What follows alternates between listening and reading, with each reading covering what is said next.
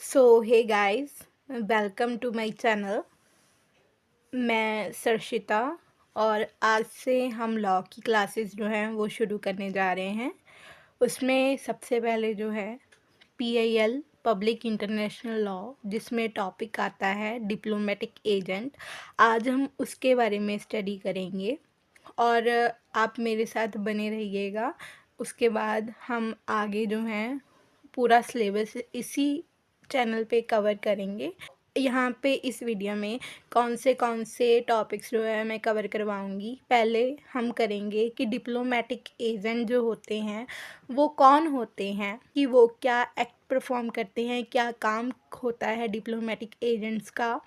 और थर्ड, जो Vienna convention है वहाँ पे लॉ बना था डिप्लोमेटिक एजेंट्स के ऊपर, वो पढ़ेंगे। उसके बाद हम क्लासिफिकेशन करेंगे डिप्लोमेटिक एजेंट्स की। देन हम फंक्शंस करेंगे। देन इम्यूनिटीज़ एंड प्रिविलेजेस करेंगे। Then waiver of immunity. Then termination करेंगे कि कैसे होती है डिप्लोमेटिक एजेंट्स की।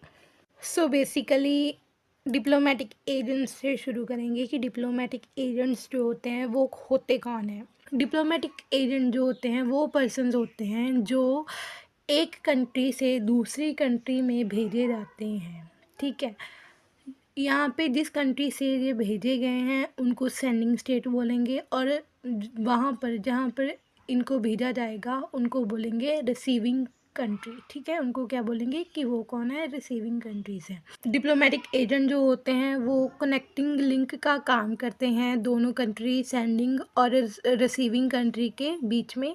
ठीक है, जो भी म्यूचुअल अंडरस्टैंडिंग हुई होती है, ठीक है, उनको सॉल्व करते हैं।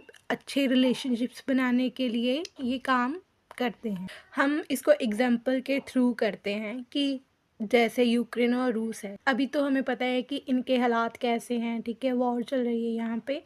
लेकिन क्या होता है कि अब कोई भी कंट्री है, ठीक है, वो चाहती है कि उनका रिलेशनशिप जो है इंटरनेशनली दूसरी कंट्री के साथ अच्छा हो। सो वो क्या करते हैं, अपने अपने डिप्लोमेट जो होते हैं वो दूसरी कंट्रीज़ में भेजते हैं। पहले इन दोनों के रिलेशनशिप्स अच्छे थे। ठीक है, इन दोनों ने क्या किया था कि अपने अपने डिप्लोमेट जो थे उनको एक दूसरे की कंट्री में भेजा हुआ था। ठीक है, वहाँ पे उनको क्या इम्यूनिटीज़ थी, क्या प्रिविलेजेस थी जब वो दूसरी कंट्री में जाते हैं। ठीक है, वो हम इस चैप्टर में पढ़ेंगे। ठीक है, कि क्या क्या जब वो डिप्लोमेट जो होते हैं वो एक कंट्री से दूसरी कंट्री में जाते हैं।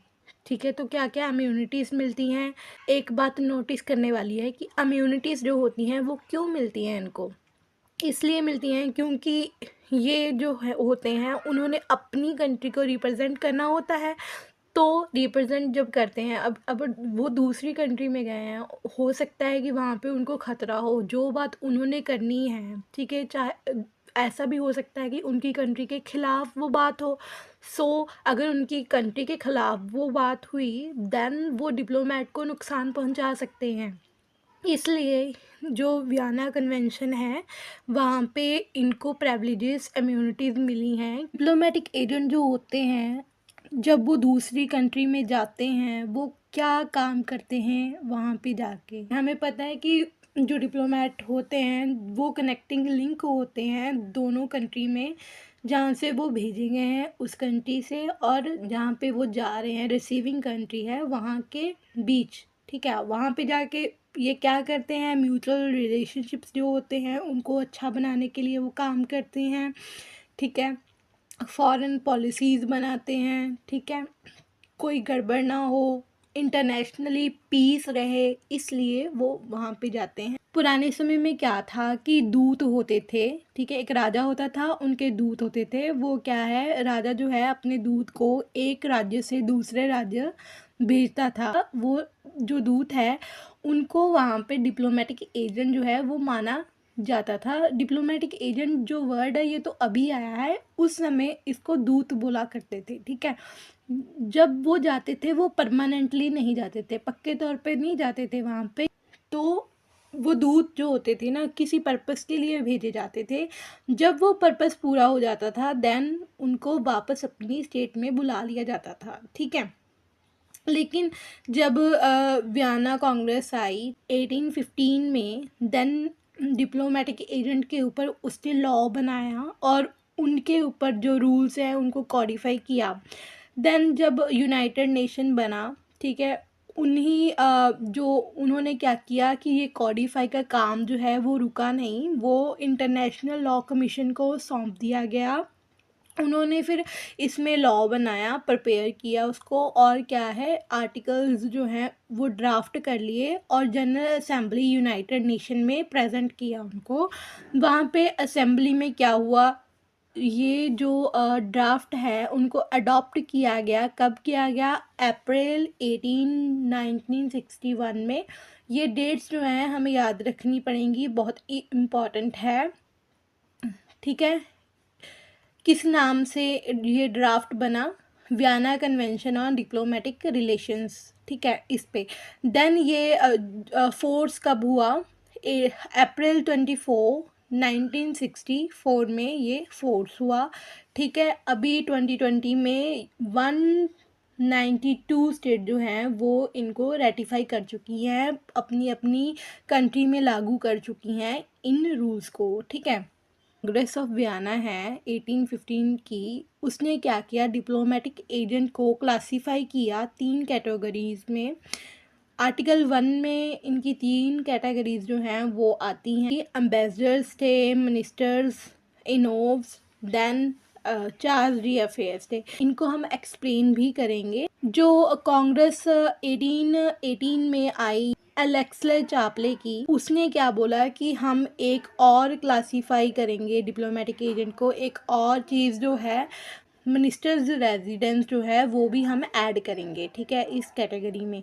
लेकिन जो कांग्रेस वियना की थी, ठीक है, वो 1961 में क्या हुआ कि उन्होंने बोला कि नहीं, हम क्या करेंगे, इनको इसमें नहीं लेंगे क्लासिफिकेशन में। उन्होंने आर्टिकल 14 में इसको 3 क्लासेस में ही डिवाइड किया, जो हमने ऊपर पढ़ी कि एम्बेसडर्स होते हैं, मिनिस्टर्स इनोब्स होते हैं, चार्ज अफेयर्स होते हैं, इनमें ही उन्होंने उनको क्लासीफाई किया। अब हम इनको एक्सप्लेन करेंगे। जो एम्बेसडर्स होते हैं वो हेड ऑफ द स्टेट जो होता है उसके पर्सनल रिप्रेजेंटेटिव्स होते हैं। जैसे कि मान लो कि प्राइम मिनिस्टर है, अपनी ओर से एक बंदा भेजे दूसरी कंट्री में कि हाँ तुम ये पॉलिसीज़ हैं उनको बताना, उनके साथ बातचीत करना। जो पीएम हमारा बोलेगा वही तो, जो पर्सन वो भेजेंगे दूसरी कंट्री में वही तो वो बोलेगा ना। तो वो क्या होते हैं, पर्सनल रिप्रेजेंटेटिव होते हैं हेड ऑफ द स्टेट।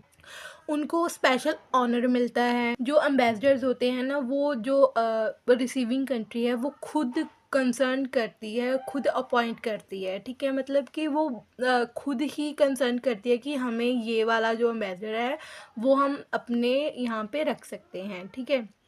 पहले जो है हेड ऑफ़ द स्टेट उनको बताना पड़ता है कि हाँ हमारे पास ये वाले एम्बेसडर्स हैं, हम इनको भेजना चाहते हैं।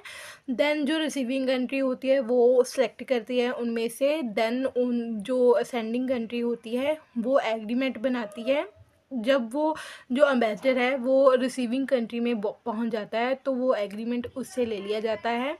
एंड देन उनकी जो हेड ऑफ़ द स्टेट है रिसीविंग कंट्री का, वो इंटरव्यू लेता है। अगर उसको शक हुआ जो बंदा है वो हमारे लिए ठीक नहीं है तो वो पहले इन्वेस्टिगेट करेगा। जब तक वो बंदा जो है उस बंदे को पूरी तरह रेटिफाई नहीं कर लेते तब तक वो एम्बेसडर नहीं बन पाएगा, ठीक है। तो जब वो रेटिफाई हो जाएगा देन जो है स्टेट, दूसरी स्टेट का हेड जो है वो उसको रख लेगा अपने पास। लेकिन क्या होता है कि अगर जो उसने पहले बोल दिया कि हमें ये वाला एम्बेसडर चाहिए, उसने एग्रीमेंट भी कर लिया कि हाँ आप ये वाला भेज दो, ठीक है, एम्बेसडर, लेकिन वहाँ पे जाके बोले कि नहीं भाई ये तो मुझे नहीं चाहिए था, आप कोई और भेजो, वो ऐसा नहीं कर सकता है। देन तो इस बात से तो हमें यही समझ में आता है कि वो हमारे साथ एक अच्छे रिलेशनशिप्स नहीं रखना चाहता है। जो आगे वाली कैटेगरी है, जो मिनिस्टर्स हैं वो भेजे जाते हैं, वो जो हेड ऑफ़ द स्टेट होता है उसके पर्सनल रिप्रेजेंटेटिव्स नहीं होते हैं, ना ही उनको कोई स्पेशल ऑनर मिलता है। लेकिन जब हेड ऑफ़ द स्टेट जो है वो कह देता है कि हाँ, ये मेरे बिहाफ़ पे काम करेगा, एक डिप्लोमेटिक एजेंट के तौर पे काम करेगा, तभी ही उनको जो है वो ऑनर मिलता है एम्बेसडर जैसा। देन थर्ड क्लासिफिकेशन में क्या आता है, चार्जी अफेयर। इनमें क्या होता है कि ये हेड ऑफ़ द स्टेट जो होते हैं वो नहीं भेजता है, यहाँ पे क्या होता है, फॉरेन ऑफिस से फॉरेन ऑफिस भेजा जाता है। तो जो चार्जी अफेयर होते हैं वो जो है वो परमानेंटली नहीं अपॉइंट किए जाते, ठीक है, टेम्परेरी ही होते हैं। नेक्स्ट हम करेंगे कि स्टाफ में कौन कौन होते हैं डिप्लोमेटिक एजेंट के। यहाँ पे इसकी 3 कैटेगरी हैं। डिप्लोमेटिक स्टाफ होता है, एडमिनिस्ट्रेटिव एंड टेक्निकल स्टाफ होता है और सर्विस स्टाफ होता है। डिप्लोमेटिक स्टाफ में जो उसके हेड होते हैं मिशन में वो खुद होते हैं, उसके मिशन के पर्सोनल्स जो होते हैं वो होते हैं, ठीक है, मिलिट्री वाले होते हैं, ये सारे इसमें आ जाते हैं, और उसके सेक्रेटरी जो होते हैं वो भी आ जाते हैं उसमें। Then administrative and technical staff में कौन आता है, यहाँ पे क्लैरिकल जो सर्विस देते हैं वो आते हैं, अकाउंटेंट्स आते हैं, ट्रांसलेटर्स आते हैं, ठीक है। And third one service staff में ड्राइवर्स, कुरियर, डोरमैन, एलिवेटर्स आते हैं। उसके बाद हम करेंगे कि फंक्शंस क्या कौन से होते हैं डिप्लोमेटिक एजेंट के। यहाँ पे आर्टिकल 3 पैरा 1 में लिखा हुआ है फंक्शंस के बारे में। ये जो आर्टिकल है ना, हमें पूरे के पूरे आर्टिकल्स याद करने पड़ेंगे, जब हम एग्ज़ाम में लिखेंगे तो अच्छा इंप्रेशन पड़ता है, ठीक है। तो ये आर्टिकल जो है ना वो वियना कन्वेंशन के आर्टिकल्स हैं जिसको हम लिखेंगे। अभी फंक्शंस कौन से हैं, एक तो है representation, then protection, negotiation, observation, then promotion of friendly relations. First representation, ये तो नाम से क्लियर हो रहा है कि वो अपनी कंट्री को रिप्रेजेंट करने के लिए ही तो गए हैं दूसरी कंट्री में, तो देन उनका मेन काम तो यही है ना कि वो रिप्रेजेंट कर रहे हैं अपनी कंट्री को, अपनी कंट्री की पॉलिसीज़ को, अपनी कंट्री की पॉलिसीज़ एंड दूसरी कंट्री जो है उन दोनों में नई पॉलिसीज़ इस्टेब्लिश कर रहे हैं। देन प्रोटेक्शन, कि वो अपनी कंट्री को प्रोटेक्ट कर रहे हैं, इंटरनेशनल पीस रहे इसलिए वो अपनी कंट्री को प्रोटेक्ट कर रहे हैं। देन नेगोशिएशन, अगर कोई भी मसला है तो वो बातचीत करके उस मसले को हल करेंगे, ठीक है। नेगोशिएशन जो होता है वो मेन काम उनका होता है। देन ऑब्जर्वेशन, अगर रिसीविंग कंट्री है वहाँ पे कोई इवेंट हो रहा है, ठीक है, तो वो इवेंट का जो डिटेल है वो अपनी डायरी में नोट करेंगे। देन वो अपनी जो सेंडिंग स्टेट है उनको बताएंगे कि ये वाला इवेंट हुआ था, इसमें ये बोला गया, ठीक है, हमारी कंट्री के बारे में ये बोला गया और मैंने क्या बोला वहाँ पे, ठीक है, ये पूरा वो बताएंगे। देन फिफ्थ वन जो है प्रमोशन ऑफ फ्रेंडली रिलेशंस, ये तो हमें नाम से क्लियर हो रहा है कि वो फ्रेंडली रिलेशनशिप्स जो हैं उनको अच्छा रखने के लिए ये सब करते हैं। सो अब हम करेंगे थ्योरीज जो कि हमें बताती हैं कि क्यों डिप्लोमेटिक एजेंट्स जो हैं उनको इम्यूनिटीज़ जो हैं वो मिलनी चाहिए, क्यों मिली हैं। बेसिकली ये 3 थ्योरीज़ हैं जिसके बेसिस पे जो इम्यूनिटीज़ हैं वो डिप्लोमेटिक एजेंट्स को दी गई हैं। First one is extra territorial theory. इसमें क्या होता है कि जो डिप्लोमेटिक एजेंट है हमें पता है कि वो अपने देश से दूसरे देश में जाता है, तो काम तो वो अपने देश का कर रहा है ना। इसमें ये माना जाता है कि जो डिप्लोमेटिक एजेंट है ना, अगर वो दूसरी कंट्री में भी गया है देन ये ही माना जाएगा कि वो अपनी कंट्री में ही खड़ा है। जैसे कि मैं बोलूँ कि हमारा इंडिया है, ठीक है, हमारे इंडिया में एक बंदा है जिसको मैंने एज अ डिप्लोमेट पाकिस्तान में भेजा। अभी वो खड़ा तो पाकिस्तान में है लेकिन वो माना जाएगा कि वो अपने ही देश में खड़ा है, अपनी ही सॉइल पे खड़ा है, ठीक है। क्यों ऐसा माना जाता है, क्योंकि वो अपना खुद का अपने देश का काम करने के लिए ही वो जो है वो दूसरे देश में गया हुआ है। तो एक्चुअली ये थ्योरी जो है वो फिक्शनल थ्योरी जो है उस पे बेस्ड है। देन उसके बाद क्या आता है, रिप्रेजेंटेशनल थ्योरी। इसमें क्या होता है, डिप्लोमेटिक एजेंट जो होता है वो हमें पता है कि वो पर्सनल रिप्रेजेंट होता है किसी भी स्टेट का।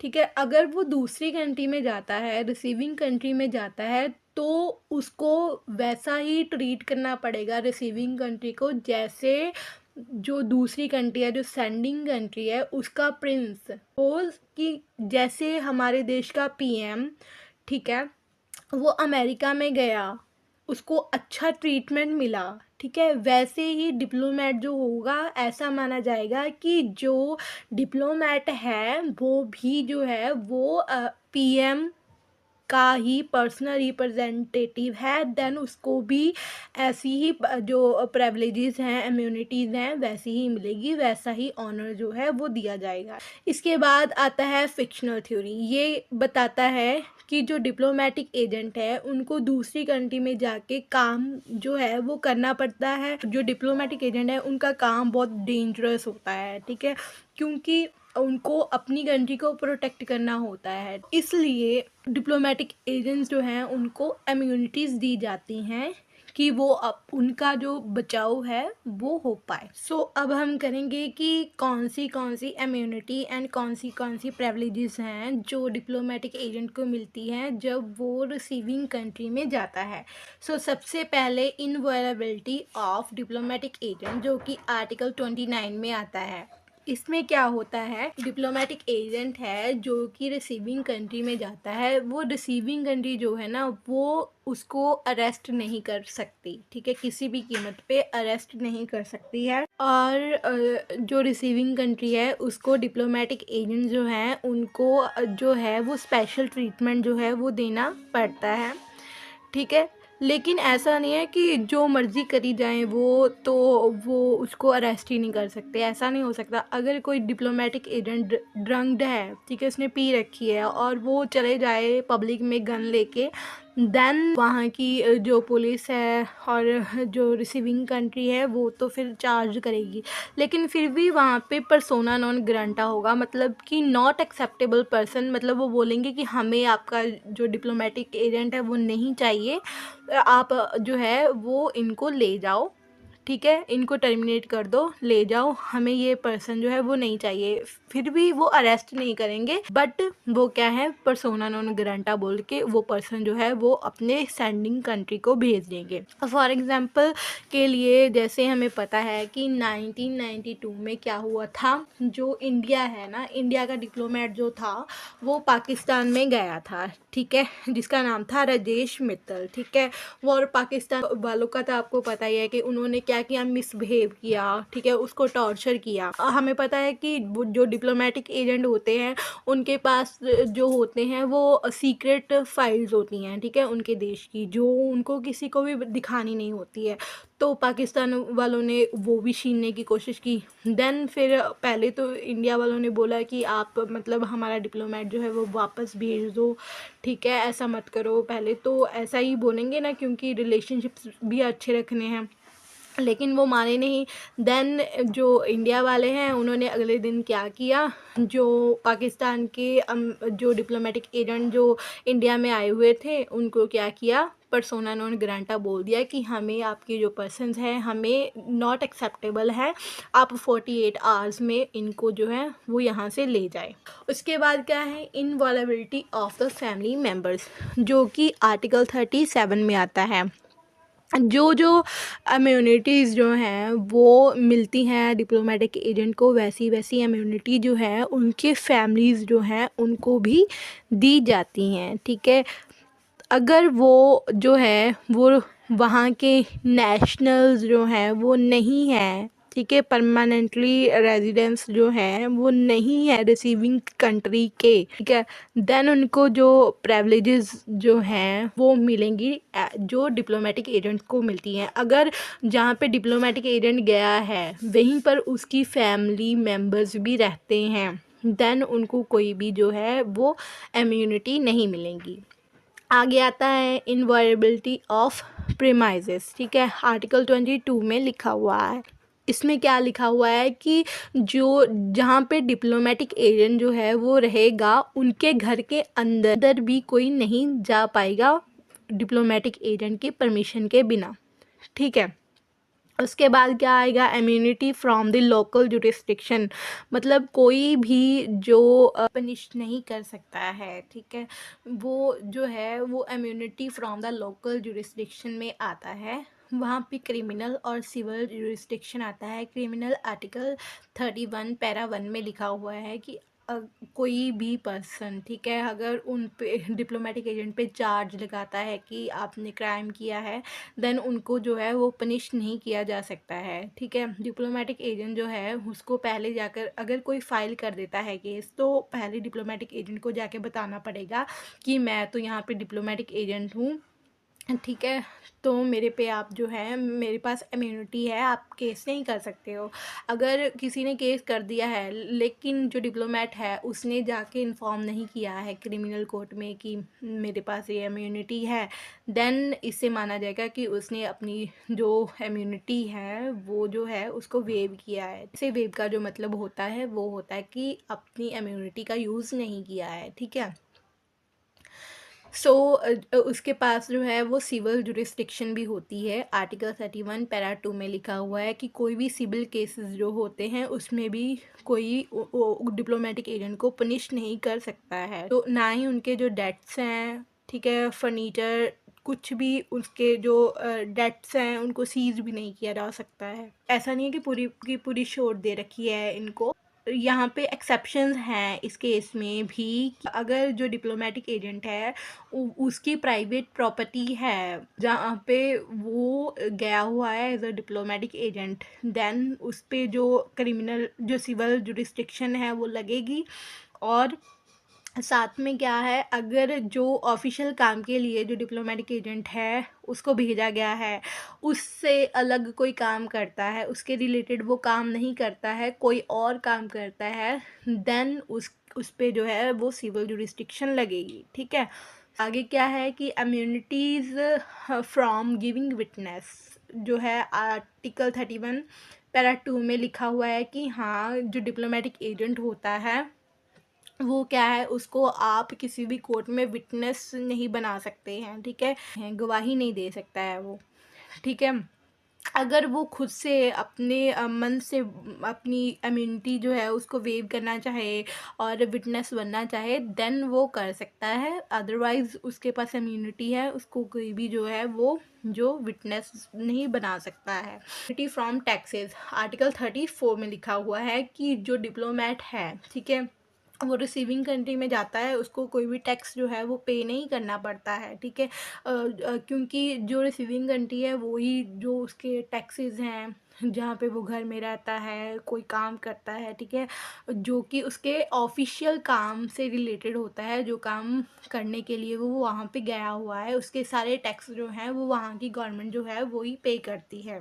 लेकिन अगर वो जो है वो अपनी पर्सनल कोई चीज़ लेता है, ठीक है, तो वो उसको टैक्स जो है वो पे करना पड़ेगा, एज वेल एज उसको क्या है इनडायरेक्ट जो टैक्स लगता है वो भी पे करना पड़ेगा। जैसे कि उसने कोई कोक की बोतल ले ली, ठीक है, वहाँ पे रिसीविंग कंट्री में, अगर उसके पीछे भी तो टैक्स होता है ना, इनडायरेक्ट टैक्स, जैसे कि जीएसटी तो लगा हुआ होगा ना वहाँ पे कोक की बोतल पे, देन वो ऐसा तो नहीं बोल सकता कि जितने की ये बॉटल है मैं वही दूंगा, उसके ऊपर जो टैक्स लगा है वो मैं नहीं दूंगा, ऐसा नहीं। अगर वो पर्सनल चीज़ कुछ करता है पर्सनली, देन उसको टैक्स जो है वो पे करना होगा।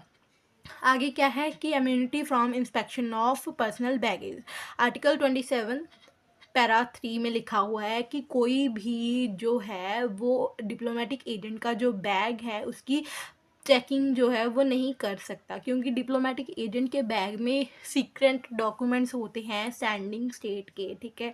तो हमें पता है कि रिसीविंग कंट्री को बहुत ध्यान से जो है वो डिप्लोमेट के एजेंट को रखना पड़ता है विद ड्यू केयर। अगर जो है रिसीविंग कंट्री को कोई शक है, ठीक है, कि हाँ इसके बैग में जो है वो अनऑफिशियल थिंग है, देन क्या है वो उसकी बैगेज जो है वो चेक कर सकते हैं। लेकिन ऐसा तभी हो सकता है, वो बैग उसका तभी ही चेक कर पाएंगे जब वो जो डिप्लोमेटिक एजेंट है वो खुद उस टाइम पे प्रेजेंट हो, ऐसा नहीं है कि डिप्लोमेटिक एजेंट जो है उसका कोई साथी खड़ा है तो आप बैग चेक कर रहे हो, ऐसा नहीं होगा।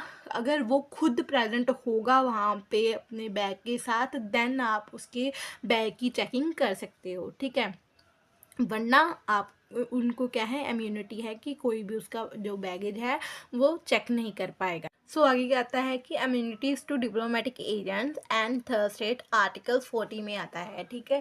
इसमें क्या है कि अगर डिप्लोमेटिक एजेंट है, उसने किसी कंट्री में जाना है और रास्ते में उसकी स्टे हो गई है, किसी और कंट्री में स्टे हो गई है, देन क्या होगा कि जिस कंट्री में, मतलब वो थर्ड कंट्री हो गई ना, यहाँ पे उसकी स्टे हुई है, और उसको भी जो है वो डिप्लोमेटिक एजेंट को वैसे ही रखना पड़ेगा जैसे कि वो रिसीविंग जो कंट्री है वहाँ पे रखा जाएगा डिप्लोमेटिक एजेंट को, with due care. Freedom of communication जो कि आर्टिकल 27 में लिखा हुआ है, ये इनकी इम्यूनिटी है कि डिप्लोमेटिक एजेंट जो हैं वो कम्युनिकेट कर सकते हैं फ्रीली, ठीक है। वो जो है अगर उनको रिसीविंग कंट्री है उनकी बातें जो हैं वो बतानी है सेंडिंग कंट्री को, देन वो बता सकते हैं, रिसीविंग कंट्री उनको रोक नहीं सकती है। और वो क्या है, अपनी कोड लैंग्वेज में भी बात कर सकते हैं। उसके बाद क्या है, freedom of movement and travel. Article 26 में लिखा हुआ है कि वो क्या है, मूव कर सकते हैं, ट्रैवल कर सकते हैं जो रिसीविंग कंट्री है उनकी टेरिटरी के अंदर।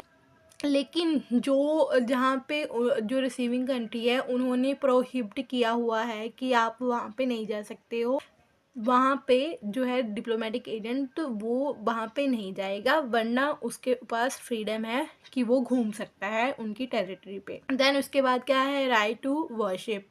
आर्टिकल 3 में लिखा हुआ है कि वो उनको फ्रीडम है कि वो क्या है, अपने भगवान का नाम जो है वो ले सकते हैं, लेकिन वो वहाँ पे जाके उनको प्रीच नहीं कर सकते हैं लोगों को जिस भगवान का वो नाम लेते हैं। Immunity from local and military obligation, article 35 की उनके पास जो है मिलिट्री एंड लोकल ऑब्लिगेशंस हैं। आगे क्या है कि waiver of immunity, article 32 para 2 में लिखा हुआ है। इसमें वेवर का मतलब होता है कि अपनी इम्यूनिटी को छोड़ देना, ठीक है, कि अपनी इम्यूनिटी को ख़त्म कर देना। अगर सेंडिंग कंट्री को लगे कि जो डिप्लोमेटिक एजेंट है वो अपनी इम्यूनिटीज़ का जो है वो अब्यूज़ कर रहा है, उनको अच्छे से यूज़ नहीं कर रहा है, वो गलत यूज़ कर रहा है, देन क्या है, वो जो सेंडिंग स्टेट है वो वेव कर सकती है डिप्लोमेटिक एजेंट की इम्यूनिटी को। और क्या क्या हो सकता है, अगर जो डिप्लोमेटिक एजेंट है वो चाहे कि वो विटनेस बनना चाहता है, वैसे तो उसके पास इम्यूनिटी है कि वो किसी भी कोर्ट में विटनेस नहीं बन सकता है, लेकिन अगर वो चाहता है कि मैं बनना चाहता हूँ, अपनी जो इम्यूनिटी है उसको वेव करना चाहता है, देन वो कर सकता है। लेकिन अगर उसने एक बार ये वाली इम्यूनिटी, ठीक है, वो वेव कर ली, वो विटनेस बन गया, बाद में वो ऐसा नहीं बोल सकता है कि मेरे पास तो इम्यूनिटी। अब हम करेंगे कि टर्मिनेशन कैसे होती है डिप्लोमेटिक मिशन की, कि ख़त्म कब होता है डिप्लोमेटिक मिशन, ठीक है।